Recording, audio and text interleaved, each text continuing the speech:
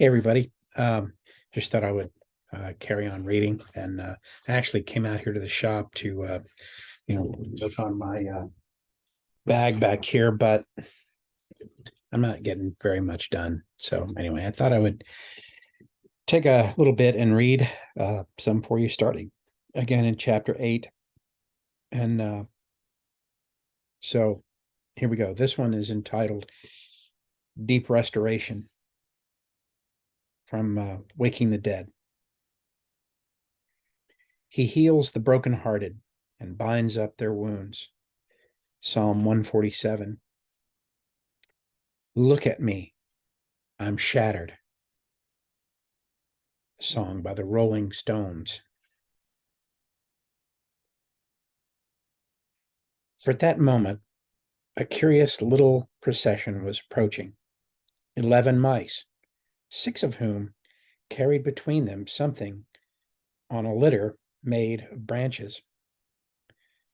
But the litter was no bigger than a large atlas. No one has ever seen mice more woebegone than these. They were plastered with mud, some with blood also, and their ears were down, and their whiskers drooped, and their tails dragged in the grass.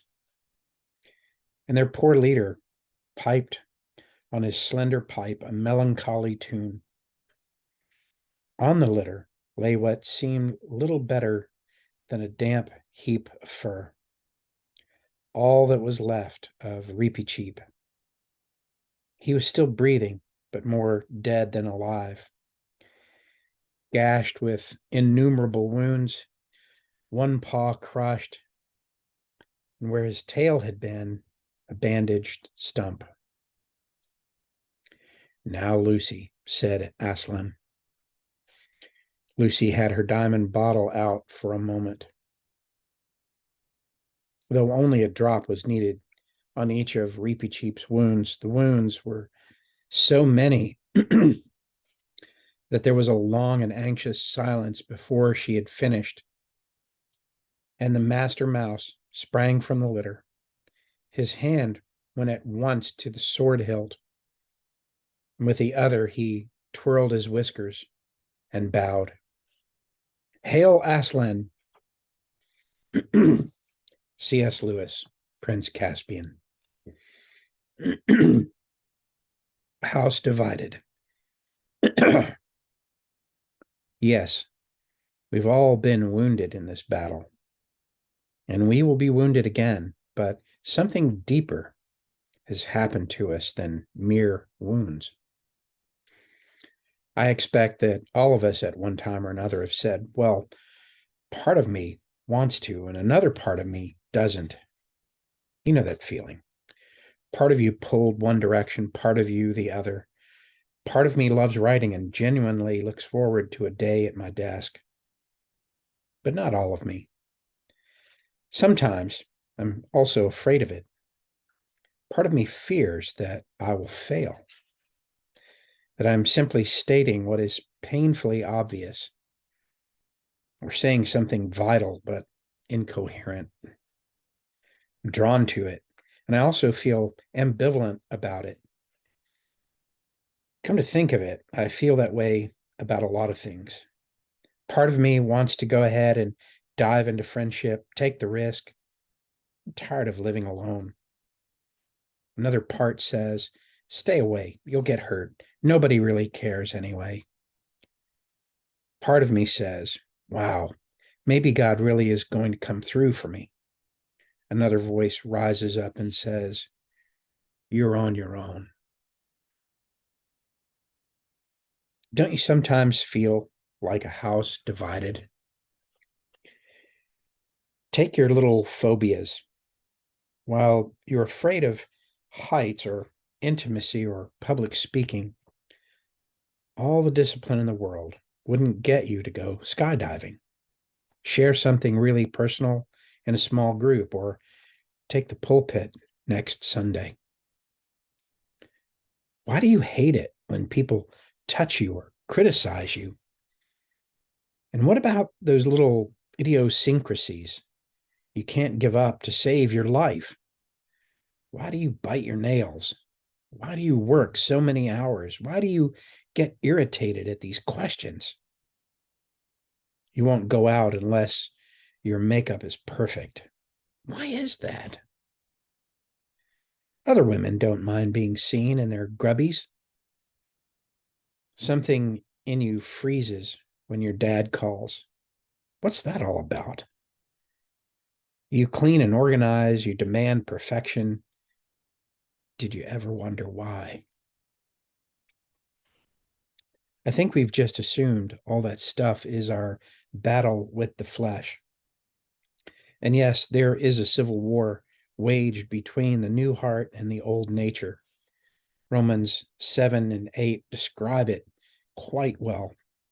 Part of me doesn't want to love my neighbor, not when his son has just backed his car into my Jeep and smashed it up. I want to take the little brat to the court. Part of me knows that prayer is essential. Another part of me would rather turn on the TV and check out. And that whole bit about being long suffering, no way. Part of me wants to just get drunk. And that's the part I must crucify daily, give no ground to, make no alliance with. It's not the true me, Romans 7. It's my battle with the flesh. We all know that battle well, but that's not what I'm wanting to explore here. No, there's something else we're describing when we say, well, part of me wants to and part of me doesn't. It's more than a figure of speech. We might know it, but something really significant is being revealed in those remarks. There are those places that we cannot seem to get beyond. Everything is going just fine. And then, boom, something suddenly brings you to tears or makes you furious, depressed, or anxious. And you can't say why. I'll tell you why. We are not wholehearted. A few years ago, a woman pulled me aside to tell me that her marriage was in trouble. Her husband, a kind and patient man, had simply reached his limit with her obsessive compulsive behavior. Their home was being overrun by puppies. Not the live version, but the little stuffed critters. She collected them ravenously. Hundreds of little stuffed doggies, large and small. In fact, she snatched up anything that had puppy on it. Plates, pictures, pillows, posters. For several years, she was able to contain it to her bedroom. But it had eventually overrun the entire house. Now, I think a stuffed dog or two are probably good things to have around, but having more than 100 does raise some concerns. Anytime we find ourselves doing something we wish we could stop but cannot, it ought to raise some concerns. For that matter, anytime we find ourselves unable to do the very thing we want to do, it also ought to raise some concerns. She told me that when she was a very young girl of 4 or 5, she had a little toy puppy that was her playmate. You know how that goes. They went everywhere together. The two of them had tea parties. They went to kindergarten. He went to kindergarten in her backpack. He took all the family trips with her. This little puppy, Scruffy was his name, had the place of honor in her bedroom, upon her pillow every night. He was her special friend. That is, until the day her father, in a fit of rage, ripped the head off of Scruffy, while she stood crying before him, begging her daddy not to hurt him. It was the kind of blow that shatters a little girl's heart. It's not just about a stuffed animal, of course. The assault brought terror into her relationship with her daddy, cast a shadow over the whole young world. shattered all security. 50 some years later, she is unable to make herself stop collecting puppies. And she can't tell you why. When Isaiah promised that the Messiah will come to heal the brokenhearted, he wasn't speaking poetically. The Bible does use metaphor, as in when Jesus said, I am the gate in John 10. Of course, he's not an actual gate like the kind you slammed yesterday. He has no hinges on his body, no knob you turn. He's using a metaphor. But when Isaiah talks about the brokenhearted, God is not using a metaphor. The Hebrew is leb shabar, leb for heart, shabar for broken. Isaiah uses the word shabar to describe a bush whose twigs are dry, they're broken off. 27, verse 11. To describe the idols of Babylon lying shattered on the ground. As a statue shatters into 1,000 pieces when you knock it off the table, or to describe a broken bone in chapter 38, verse 13. God is speaking literally here. He says, your heart is now in many pieces. I want to heal it. The heart can be broken, literally, just as a branch or a statue or a bone. Can you name any precious thing that you can't? Certainly. We've seen that the mind can be broken. And what are all those mental institutions for? Most of the wandering, muttering, homeless people pushing a shopping cart along with have a broken mind. The will can be broken too. Have you seen photos of concentration camp prisoners? Their eyes are cast down. Something in them is defeated. They'll do whatever they're told. But somehow we've overlooked the fact that this treasure called the heart can also be broken, has been broken, and now lies in pieces under the surface. When it comes to habits we can't quit, or patterns we cannot stop, anger that flies out of nowhere, fears we can't overcome, or weakness we hate to admit. Much of what troubles us comes out of the broken places in our hearts crying out for relief. In the case of the woman obsessed with puppies, part of her heart was broken when she was 5, and that part of her remains young and afraid and desperate for someone to come and protect her, restore her puppy to her. Those aren't the actions of a 50-something-year-old woman. They are the cries of a 5-year-old heart. Surely there are things that you can't provide a reasonable explanation for. Those of you unable to resist a jelly donut. That's my weakness, jelly donuts. Wow. Certainly, that is a hunger for more than sweets. Love, perhaps, comfort. The drive that keeps you late at the office. What is it you're hoping for? Approval? For someone to finally say, we're so very proud of you? I know losing a toy puppy seems rather innocuous, given the horrifying things done to some children. And some of you are thinking, I wish all I was doing was collecting puppies, given the dark and dangerous things some people find themselves doing. The mother who passes out in front of her children for love of alcohol. The young man dying of AIDS for the love he's been seeking with other men. But there's something common in all these stories. Something inside is compelling them to do things that they don't want to do.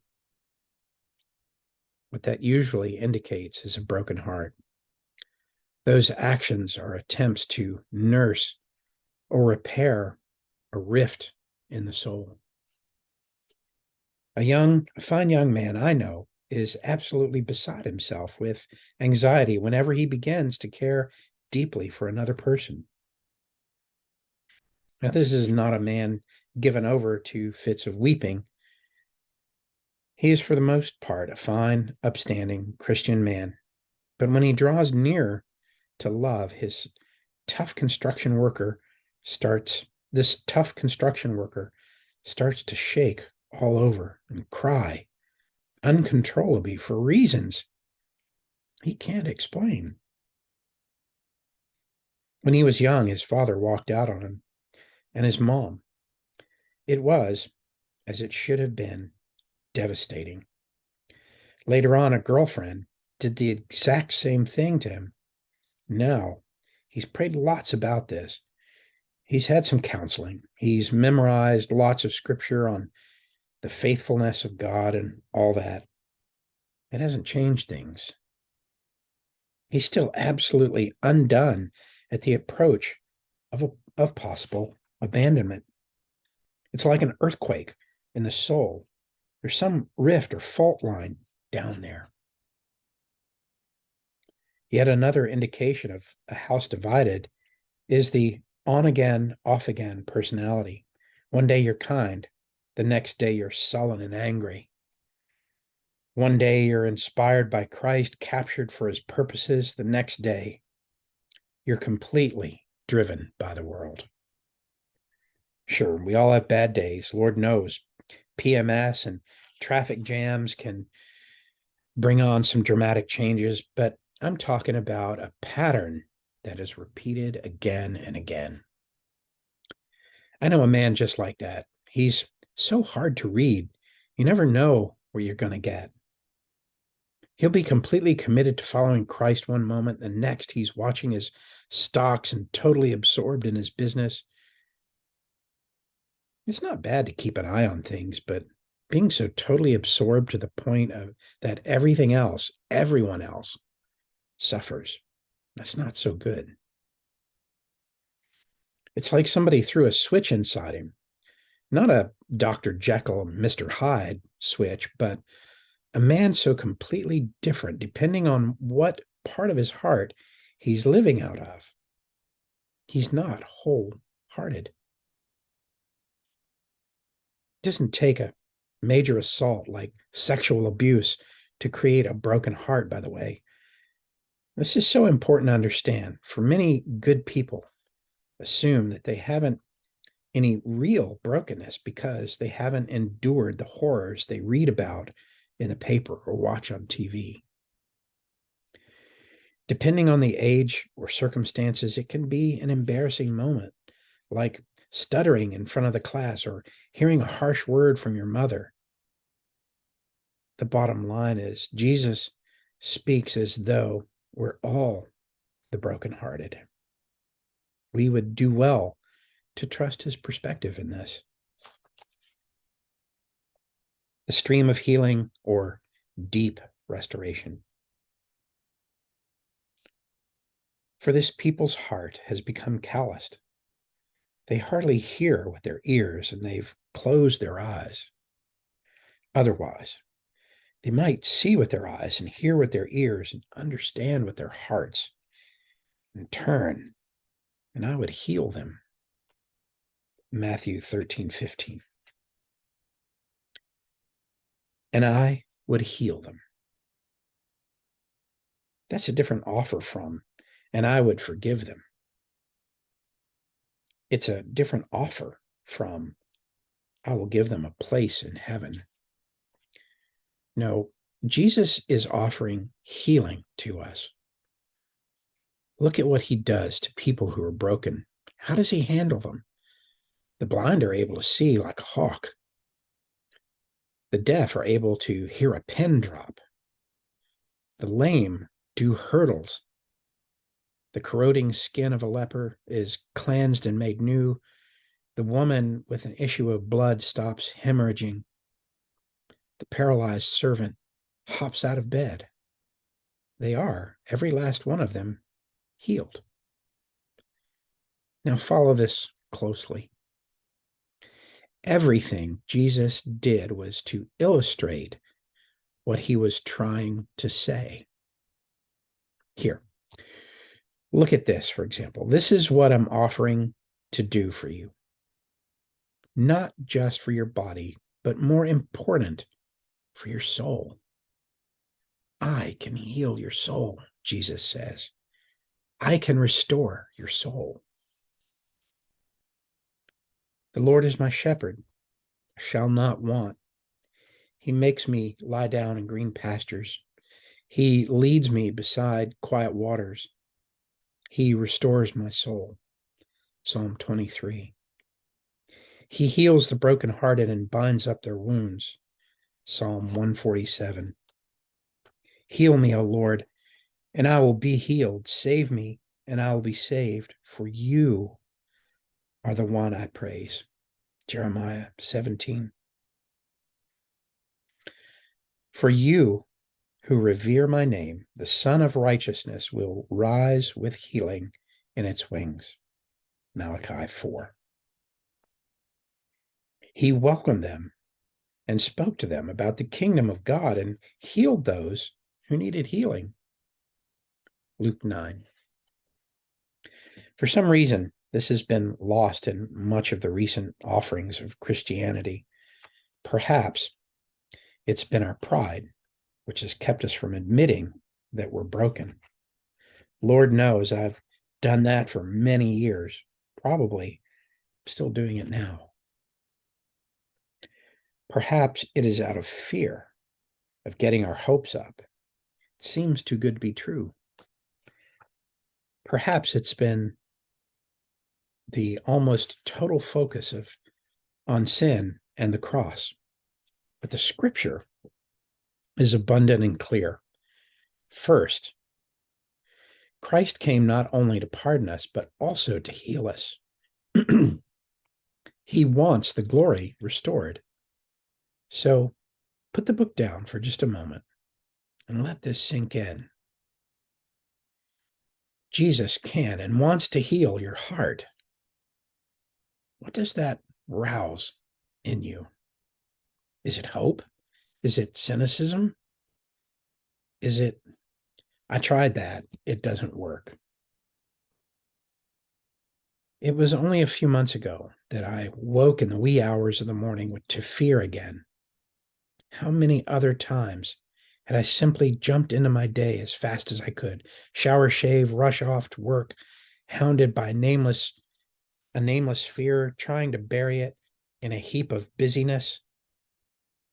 I thought somehow that if I just ran hard enough, it wouldn't catch up to me. Perfectionism is my refuge. But this morning, thank God, was different. I'm tired of running, like the prodigal, I suppose. Sooner or later, you're just going to have to turn and face things. I lay there in bed and let the fear rise up. Let it come. And as it came, I began to ask a question of both myself and God. What am I afraid of? The sense I had was that I'm going to blow it badly. I'm about to make a mess of things. Now, there was nothing in my life at the time on the brink of falling apart. Things were going well. But staying with it, I invited Christ to come in to the fear and speak to me there. Jesus, what is this all about? When have you felt like this before? Two memories came to me. The feeling of I'm blowing it badly took hold of me there. The first was the day I got arrested for breaking and entering, the police jargon for robbing a house. I was 15 years old at the time, spinning out of control. My family falling apart at home. It was a deeply shameful experience, and no one talked to me about it. No one showed me the way out. The second memory came quickly on the heels of the first, as if it had to come now or I'd never let it. The day my girlfriend got an abortion. It might be the most horrifying day of my life. I don't think we really knew what we were doing, but somewhere deeper in my soul, I knew whatever was happening, it was really, really bad. That one was so dark, I just buried it deep and never, ever spoke of it again. As each event came back to me, all I could do was invite Jesus in. Yes, Lord. Thank you for bringing this back. Come in and meet me here. Speak to me here. I asked his forgiveness for my part in the burglary and in the abortion. I asked him to come and heal those wounds and bring what was true about my heart to my heart. And he did. He counseled me deeply. That wasn't the end of it. Several weeks later, the fear came back. A month later, it came again. And there was something broken in me, something that allowed the fear to keep returning. No matter how many comforting things Christ said, I needed a different stream. I'll stop there and I'll pick up part 2 of chapter 8 and we'll continue.